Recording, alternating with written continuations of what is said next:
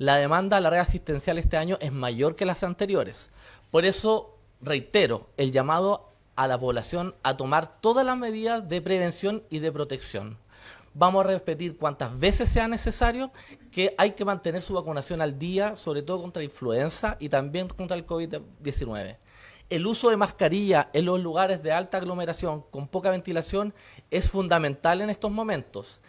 Además hay que evitar exponer a los niños y niñas a lugares con mucha afluencia de público y no enviarlos a los establecimientos educacionales si presentan síntomas respiratorios. Hoy estamos observando un comportamiento agresivo de los virus respiratorios y en particular del virus respiratorio sincicial, sobre todo en menores. Por lo tanto, hago un llamado a todos los padres, madres y cuidadoras de lactantes menores de 1 año de no exponer a situaciones de riesgo a sus niñas y niños. Es necesario que aislemos a estos niños durante lo que queda de la alerta sanitaria, sobre todo durante los meses invernales, y en lo posible evitar a toda costa los contactos estrechos de los lactantes, sobre todo con otras personas que tengan sintomatología respiratoria. Evitar besar a los niños y, por supuesto, no llevarlos a lugares con aglomeraciones. Hoy día, la principal, casi la mitad de las hospitalizaciones que estamos realizando semana a semana son en niños menores de 1 año. Por lo tanto, las medidas de prevención en estos momentos son fundamentales. También quisiera insistir en el uso adecuado de la red asistencial y solicitar a las familias que acudan a los recintos más cercanos como los centros de alta resolutividad municipales o SAR o los CEFAM o SAPUS que cuentan con los equipos técnicos humanos para atender los casos respiratorios, pudiendo derivar en el caso que sea necesario a los hospitales. La atención es más rápida, es más expedita en los establecimientos de atención primaria de urgencia que en los hospitales, los cuales están destinados a los pacientes que requieren hospitalización y que son más graves.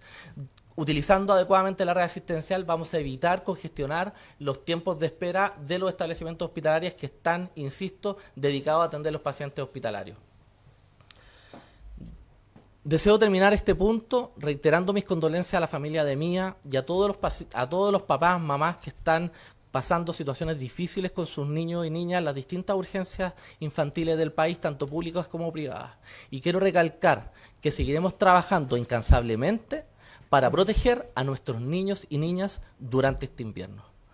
Muchas gracias. Bien. Ministra, muy buenos días. Estamos en vivo para mucho gusto. Si nos pudiese comentar a raíz del caso de San Antonio.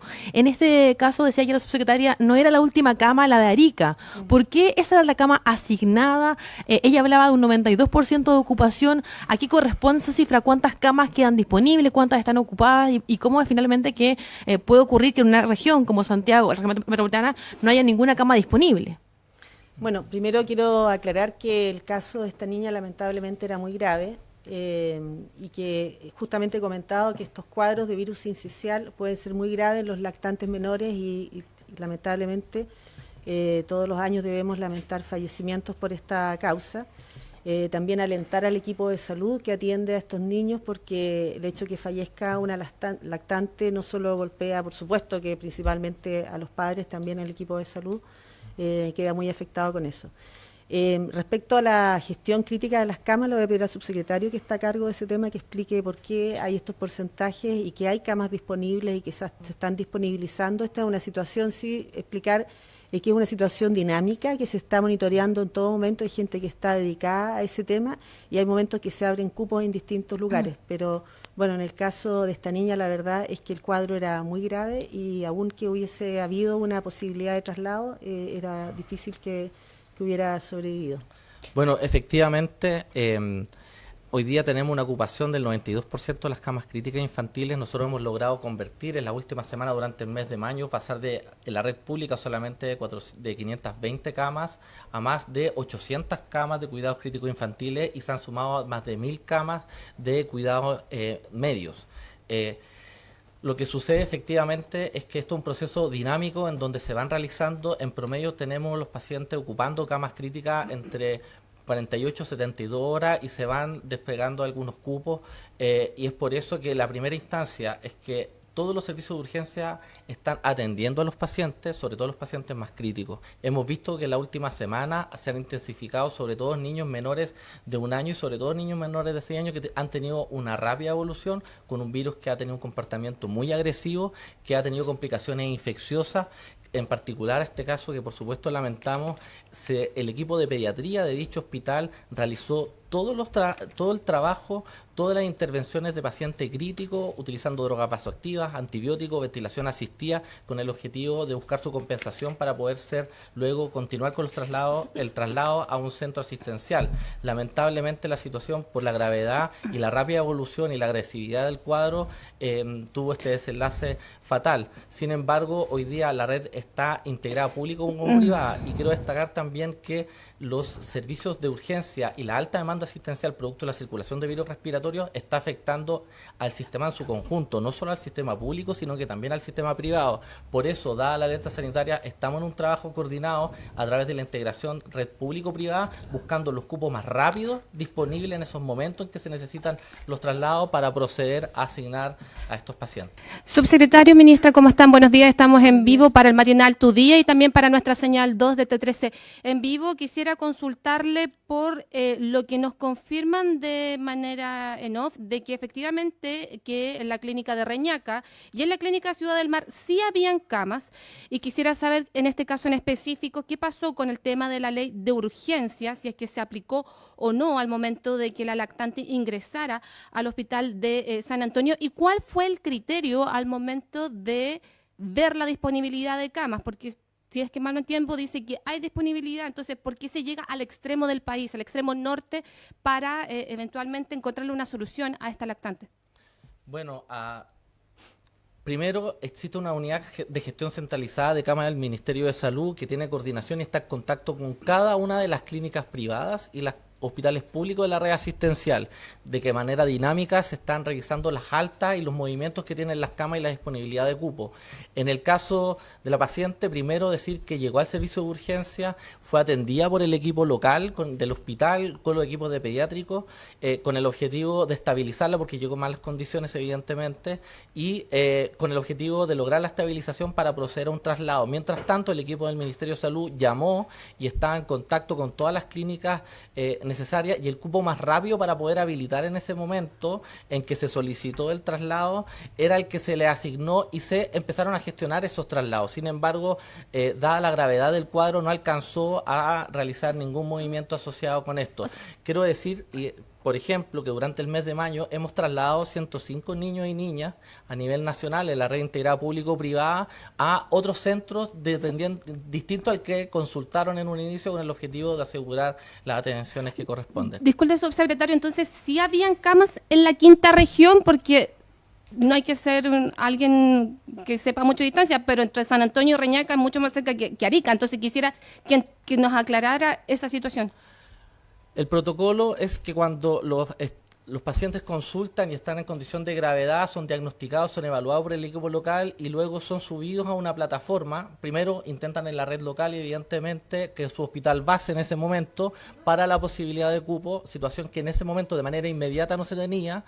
En ese contexto lo que se buscó fue, a través de la plataforma del Ministerio de Salud, buscar la cama disponible más rápida, que cumpliera las condiciones necesarias para poder seguir la atención que ya se había realizado en dicho hospital. Y eso fue lo que se asignó. Lamentablemente no se pudo lograr, dada la gravedad y la rápida evolución y la agresividad que tuvo el cuadro clínico en este caso. Disculpe que le insista, entonces no habían camas en la clínica de Reñaca y no habían camas en la clínica Ciudad del Mar cuando la niña necesitaba la atención urgente en San Antonio.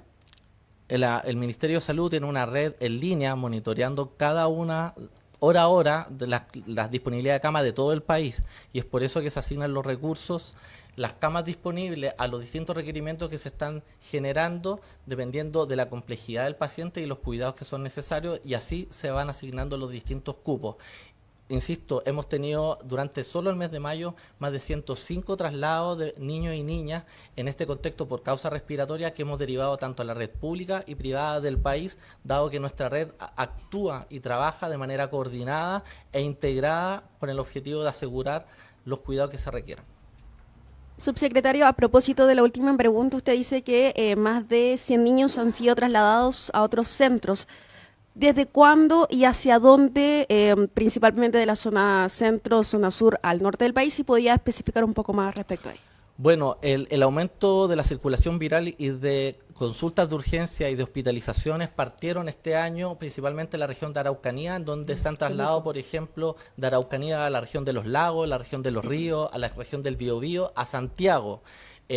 También de la región del Biobío a otras regiones del país, y hoy día hemos estado trasladando. De hecho, el día de ayer se realizaron traslados, estuve en el hospital el Roberto del Río monitoreando la situación, en donde tuvimos que realizar traslados, por ejemplo, a otras regiones del país como Arica, Antofagasta, que tienen una disponibilidad hoy día de pacientes críticos para poder realizar.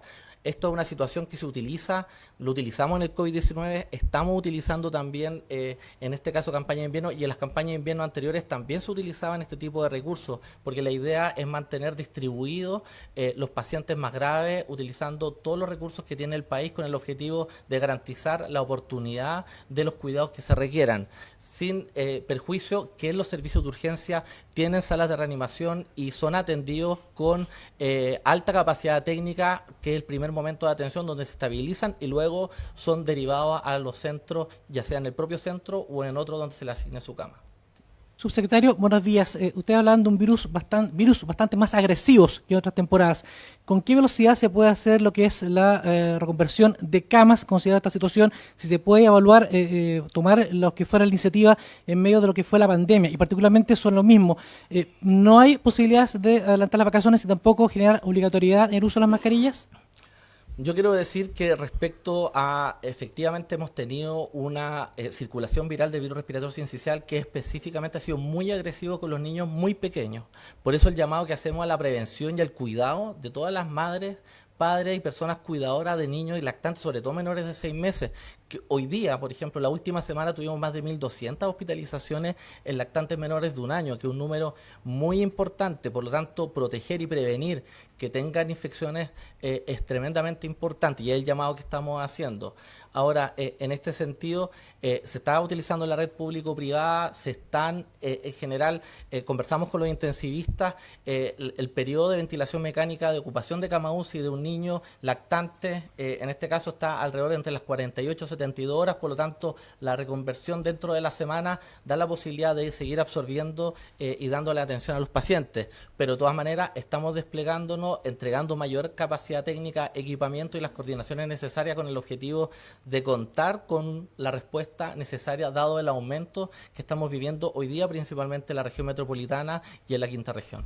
Sí, con respecto al tema del virus sincicial, el por qué nosotros vemos una actividad más agresiva, que lo hemos visto acá y se ha visto en todo el mundo, es porque durante los años de actividad pandémica y de muchos casos de COVID, recordemos primero de que los niños, producto de las medidas de contención, de disminución de la circulación, de cierre de escuelas, etcétera, de que la gente no salía de las casas, hubo mucha menor circulación del virus. Por lo tanto, estos niños no han estado expuestos al virus sincicial, y por eso ha habido una mayor, lo que se ha descrito por lo menos en la literatura, es que ha habido una mayor agresividad producto de el no haber tenido contacto y haber tenido una acumulación de susceptibles mayor que en otras temporadas, que es un efecto de la pandemia. Y es lo que yo mencionaba, que también se observó en el hemisferio norte durante el invierno de ellos, que es el verano nuestro. Y nosotros también lo vimos ya el año pasado, que tuvimos una actividad bastante fuerte. ¿Cuál es la velocidad de reconversión de camas durante los periodos de alto número de casos de COVID-19? Afortunadamente el COVID-19, como mencionamos, en muchas oportunidades no tuvo no tiene un nivel de agresividad tan grande con los niños como con los adultos mayores. Por lo tanto, de hecho, durante los años 2021, 20 y 2021 particularmente, hubo una reducción de la disponibilidad de camas críticas de niños, y eso hubo que recuperarlo el año pasado, y ahora tenemos más camas que nunca respecto a las camas críticas infantiles. O sea, aquí ha habido una reconversión en camas críticas infantiles, específicamente para el tema del virus sincicial, que no ocurrió durante los años de más actividad pandémica, porque si ustedes recuerdan bien, el COVID-19 es particularmente grave y sigue siéndolo, y de hecho tenemos que seguir monitoreando qué es lo que pasa con ese virus para las personas mayores y para los adultos mayores, y ha sido bastante más banal el virus del SARS-CoV-2, que es el que produce la enfermedad de COVID-19 en los niños. Entonces ha habido una reconversión rápida. Estas sobre 200 camas que se han reconvertido ha sido en un lapso de aproximadamente 3 semanas, así que ha sido bastante rápido. Es una reconversión en que las camas van pasando de complejidad baja a mediana, de mediana a alta, y se van abriendo cupos, pero también se ocupa la red privada, pero como bien dijo el subsecretario, la circulación de los virus no reconoce ni fronteras, ni seguros de salud. Ellos no discriminan por las divisiones abstractas que tenemos los seres humanos, atacan y están en un momento circulando, y la verdad es que está todo el sistema bastante tensionado. Con respecto al tema de las escuelas, también insistir que el virus sincicial afecta a los lactantes. Si bien se está produciendo cuadros, en esta oportunidad a los niños de menos de 4 años con mayor frecuencia, lo habitual es con los menos de 2 años, pero por los años pandémicos se ha ampliado un poco. Los cuadros graves son en los lactantes. Nosotros hemos tenido reunión con los expertos, como mencioné, con la Sociedad de Pediatría, la Sociedad Chilena de Medicina Intensiva, la Sociedad de Urgencia, con el Colegio Médico, tuvimos una el viernes pasado, preguntamos específicamente por el tema de escuelas, ellos no nos han recomendado que cerremos las escuelas. ¿Por qué? Porque en otros años, primero, porque no hay suficiente evidencia respecto del efecto de las escuelas en virus sincicial, sí lo hay para influenza. Y segundo, lo que hemos visto y lo que se ha visto en otros lados y también nos hicieron ver, es que hay rebotes después de que se abre. Por lo tanto, y no es el grupo más afectado, el grupo más afectado aquí son los preescolares, son los niños muy pequeños. Por lo tanto, no lo han sugerido, nosotros seguimos monitoreando, vamos a seguir en conversación con los expertos, vamos a seguir analizando todas las medidas, vamos a seguir también investigando y analizando cada una de los decesos que ocurran. Recuerden que aquí, cuando hay fallecidos menores de 1 año, se hace una auditoría de muerte infantil, por lo tanto, también eso se va a investigar con toda razón, con toda calma, para ver qué fue lo que sucedió. Efectivamente, lo que a nosotros se nos ha informado de parte del hospital es que la menor tuvo una complicación muy grave, y que ya llegó complicada y tuvo una complicación muy grave que hizo imposible trasladarla a cualquier lado. Pero sin embargo, todas las muertes en lactantes son sometidas a una auditoría de muerte infantil, así que también tenemos que esperar ese proceso. Y bueno, y enfatizar el llamado que ha hecho el subsecretario, que yo también he hecho y que hemos hecho reiteradamente, respecto al tema de que la mejor herramienta que tenemos para el virus sincicial es cortar la cadena de contagio. Muy buenos días, ministra, subsecretario. Consultarles por cómo se está realizando el protocolo para la conversión de camas. ¿Eso se ve por región, por centro de salud? ¿Y en qué regiones específicamente, digamos, no hay camas? ¿En qué regiones nos pueden decir que está al 100% la ocupación? Sí. Bueno, nosotros hemos instruido ya hace un par de semanas la conversión de aumento en un 20% de todas las camas públicas y privadas a nivel nacional. Los equipos han estado trabajando y se han disponibilizado, incluso han ido más allá, y hoy día tenemos una ocupación, una conversión de camas sobre el 50% a nivel nacional. Le hemos pedido a todos los establecimientos hospitalarios realizar esta conversión, dado que, independiente que no tengan hoy día una mayor tensión asistencial, son susceptibles de recibir pacientes de otras regiones que en el caso que sea necesario. En eso, los lugares que hoy día concentran mayor ocupación están siendo la región metropolitana, la quinta región, la región de Valparaíso, también la región de Ñuble, Maule, y la región de Concepción, que ha tenido, digamos, una disminución hoy día de las consultas respiratorias en la macrozona sur, que esperamos que durante los siguientes días signifique también una disminución en el número de hospitalizaciones, pero la macrozona centro hoy día es la que tiene la mayor tasa de ocupación del país. Buenos días a ambos. También quería preguntarle por las críticas que han surgido a raíz también de la muerte de esta menor. Habló la ex subsecretaria Paula Daza planteando que ni en pandemia se vio un problema de este tipo, y también hay otros parlamentarios de oposición que han dicho que esto se debe particularmente a una mala gestión, así lo plantean. ¿Cómo lo han visto ustedes? ¿Cómo lo resuelven? También, ¿cuál es la defensa en el caso también del trabajo que se está haciendo? Bueno, yo creo que es importante el que no se haga utilización política de estos casos tan graves. Eso siempre, en realidad, es como... es una situación que en realidad uno no quisiera ver. Decir que en los años prepandémicos morían en promedio 25 niños por virus sincicial al año. Esto no es una situación de que no se haya observado en los gobiernos anteriores, en ninguno de los gobiernos anteriores. En todos los gobiernos anteriores, lamentablemente, han habido lactantes fallecidos por virus sincicial. Y si las autoridades previas no conocen ese dato, bueno, es lamentable. El único año en que tuvimos menos decesos fue el primer año de la pandemia, que fueron 2 decesos. Pero todos los otros años teníamos bastante más fallecidos. Ministra, subsecretario, preguntarle a ambos, viendo las cifras del 2019, que es el periodo que me imagino que se puede comparar, porque como muy bien decía, el COVID nos cambió a todos y a todas el panorama, estaba revisando las cifras de la Sociedad Chilena de Medicina Intensiva y desde ya el año 2017 al 2019 se ha visto un incremento considerable en los casos positivos de virus sincicial. Sí. Con ese antecedente, ¿se podía prever el alza que hemos tenido? Porque si es que no me equivoco, hace 2 semanas estábamos con un 46% de positividad de sincicial en relación a todos los virus respiratorios que estaban. Y en ese sentido, ¿hay algún tipo de mea culpa en relación a la agilidad en cómo se han reconvertido las camas, en cómo se han gestado los traslados? ¿Hay algún tipo de crítica a lo mejor al sistema público? Porque hace rato ya que venimos hablando de que son los que menos camas de cuidados intensivos se ponen a disposición, por decirlo de una forma, frente a este tipo de situaciones, donde efectivamente son los lactantes los que se ven más expuestos y bueno, ya este es el segundo deceso que tenemos en el año, lamentablemente con un menor.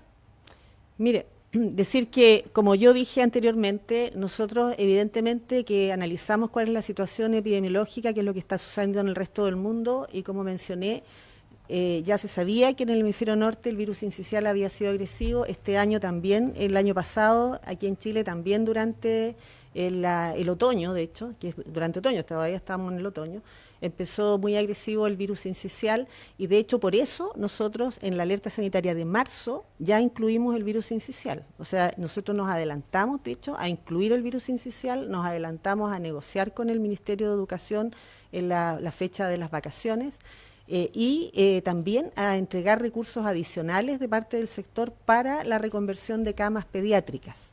Y todas esas medidas se han ido tomando en adelanto a la situación que estamos viviendo. Por lo tanto, efectivamente siempre pueden haber cosas que se puedan mejorar, pero evidentemente que se han tomado bastantes medidas. Aquí todos los días se hace una gestión de camas, se hace todas las semanas una revisión con los servicios de salud y la Seremi y se le exige que vayan ampliando y haciendo esta reconversión y gracias a eso es que no hemos tenido más niños fallecidos. De hecho, tenemos una cantidad de camas críticas infantiles que nunca antes se habían abierto, que son, sí, ¿cuántas? Hoy día 803 camas. Claro. En la red pública de Arica a Magallanes tenemos habilitadas. El año pasado, en marzo del año pasado, quiero recordar, teníamos alrededor de 300 camas, o sea, esto ha venido en aumento. Este año ya teníamos considerado más de 500 camas basales que teníamos distribuidas en el largo y ancho del país, pero ya estamos en 800, que son las principales. El mayor número de camas críticas infantiles son públicas, son las de la red pública, que se suman alrededor de 200, 250 del sector privado, que estamos utilizando de manera coordinada e integrada con el objetivo de ir distribuyendo y asignando a los pacientes que lo requieran. Quiero decir que esto fue bastante acelerado, se han entregado los recursos, incluso la conversión de camas hoy día son superiores a las cifras que tuvimos el año pasado en relación a esta materia. Son camas críticas, ¿cierto? Son camas críticas. Y son, o sea, estamos hablando más de 1000 camas, si es que sumamos sector público con privado, ¿no? Estaríamos alrededor hoy día exactamente de camas críticas infantiles, de más de 1000 camas hoy día disponibles, pediátricas, sí, infantiles. Sí. A propósito de preguntarle que en torno a los fallecidos por causa del virus sincicial, ¿hay un registro de lo que se lleva en el año? Sí. Y si esto es más o menos en comparación a los años prepandemia en este mismo periodo. Hay un registro, se va a incorporar al dato, a los informes epidemiológicos y son menos que lo que ha habido en años prepandémicos. ¿Cuántos? Va a estar ahí el registro. Ya.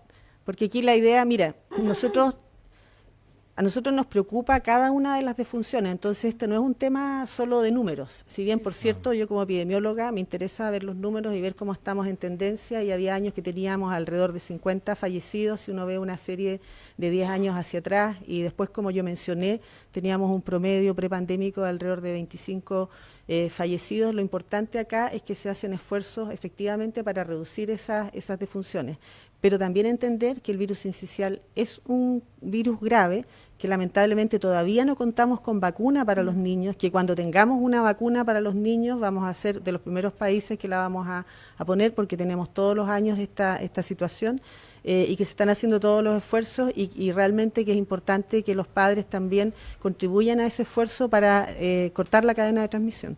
Además de la auditoría que dijo que se iba a implementar, hay otra No es que se medida. vaya a implementar, todas O sea, las muertes sí. en los menores de un año tienen una auditoría de muerte infantil. Además de eso, quizás otra medida debido a lo que ocurrió en San Antonio, además de esta auditoría. Bueno, consumada. principalmente, efectivamente, como dijo muy bien la ministra, todas las defunciones menores de un año se investigan. La auditoría ya está instruida en el mismo momento, desde el día de ayer, con el objetivo de revisar todos los procesos asistenciales y administrativos de gestión de este caso. Y el objetivo de la auditoría no es un objetivo punitivo, es un objetivo que tiene la meta es tratar de analizar los procesos y ver qué procesos se pueden mejorar. Por eso se hacen auditorías de las muertes infantiles. Damos por finalizado el punto de prensa. Muchas gracias.